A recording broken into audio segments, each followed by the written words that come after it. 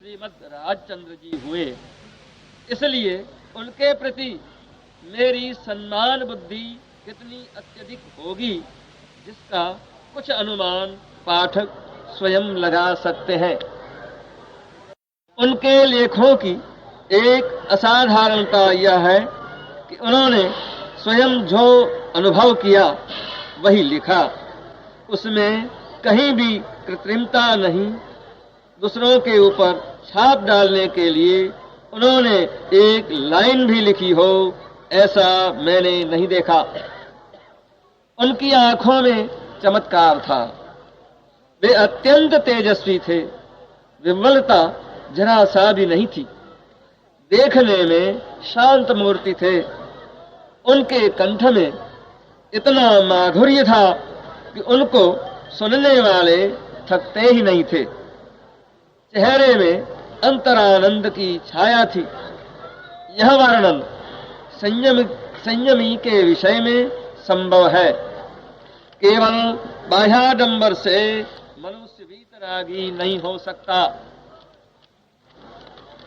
वीतरागता यह तो आत्मा की ही प्रसादी है। ऐसी राग रहित दशा, वीतराग दशा श्रीमद् में स्वाभाविक थी। ऐसी मेरे ऊपर छाप पड़ी है। वे मुझे कहते थे कि जैन धर्म के प्रति मेरा परिपूर्ण आदर भाव है, क्योंकि जिनागम साहित्य में आत्मज्ञान की पराकाष्ठा है। उनका यह मंतव्य भी आपको मुझे बतला देना आवश्यक है।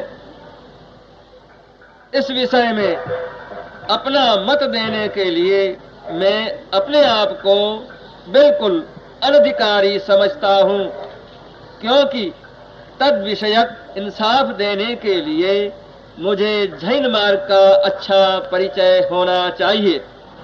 मैं कबूल करता हूँ कि वह मुझे नहीं है। यदि हम संसारी जीव हैं तो श्रीमद् असंसारित है। यदि हमें अनेक योनियों में भटकना पड़ेगा तो श्रीमद् को शायद एक ही जन्म बस होगा।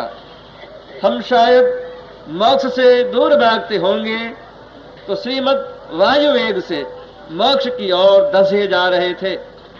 उनके लेख उनके अनुभव के बिंदु समान हैं, जिन्हें पढ़ने, विचारने और आचरण में उतारने वालों को मोक्ष सुलभ होगा।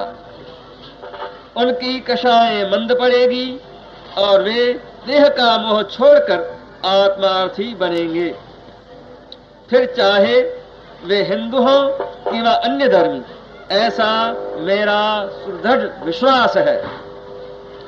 राष्ट्रपिता महात्मा गांधी जी के उक्त उद्धृत अभिप्रायांश से हम श्रीमद् राजचंद्र जी की असाधारण अद्भुत दशा का स्वल्प अंदाज लगा सकते हैं। महात्मा गांधी जी की राष्ट्रीय विश्वव्यापकता को, जो कि हम सभी ने प्रत्यक्ष देखा है, उसका मुख्य कारण था गांधी जी की दीर्घायु और उनके विचारों का सामूहिक प्रचार, व्यापक प्रचार और प्रसार। जबकि श्रीमद् राजचंद्र जी की धार्मिक विश्वव्यापकता को हम सभी नहीं देख सके, उसका मुख्य कारण था श्रीमद् का अल्पायु और उनकी विचारधारा का व्यक्तिगत सीमित प्रचार और प्रसार। श्रीमद् का शरीर केवल 33 वर्ष 5 माह और 5 दिन ही टिक सका।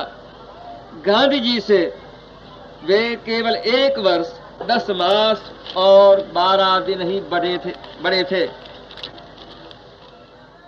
यदि स्वामी रामकृष्ण परमहंस नहीं होते तो भारत को स्वामी विवेकानंद भी नहीं मिल सकते। वैसे ही यदि श्रीमद् राजचंद्र जी नहीं होते तो गांधी जी भी महात्मा के रूप में विश्वविख्यात होकर हमको नहीं मिल सकते।